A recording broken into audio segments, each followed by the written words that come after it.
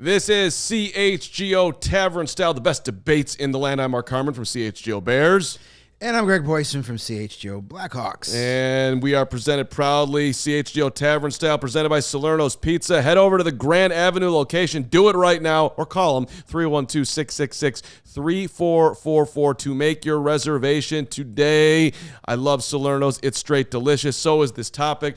The most hyped Chicago prospect ever, of course, doing the Hawks thing. All I heard about was Connor Bedard last year. Now all we're hearing about is Caleb. I'm trying to go back in time to Pryor and Wood and Jordan and Kane and Taze. And where does Caleb fall in all of this? The dance floor is yours, Greg. What do you think? Is Caleb number one?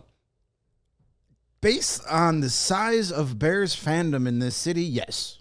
Uh-huh. There was just as much, I'm going to use a fancy term here, per capita hype for Connor Bedard last year, but the Blackhawks fan base is significantly smaller than the Bears fan base. So, I mean, you mentioned some of those older guys, and from years past, like when Patrick Kane was drafted number 1 overall, there was no hype because they were so bad. The fan base was not nearly as big as it is now, and the way that hockey was covered then, like, you knew nothing about this kid. There was no OHL sites you could go look at. There was no YouTube that had every goal he scored like Connor Bedard. People have been following Connor Bedard since he was 14 years old, and every game he's played since then is available.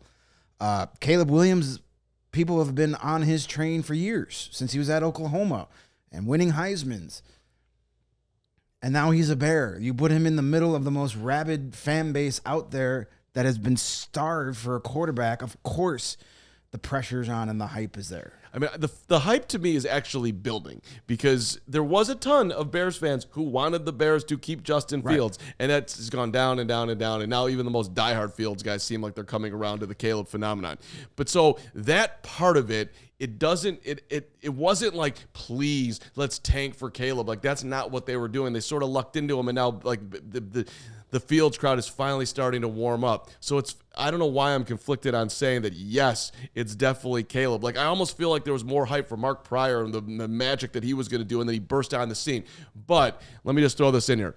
He has the best opportunity to capture this city that any athlete stepped into in maybe forever, because he has a good team, and the rest of the teams in this town right now, for lack of a better word, I don't know what the word is. I'm going to go suck. How about that one? Hot garbage. Yeah. So he literally can zoom to the top and be borderline Jordan-esque if they win this year. He has that right in front of him. I agree. He definitely has. Out of all those guys we've mentioned, all these hyped prospects, he is walking into the best situation for immediate success.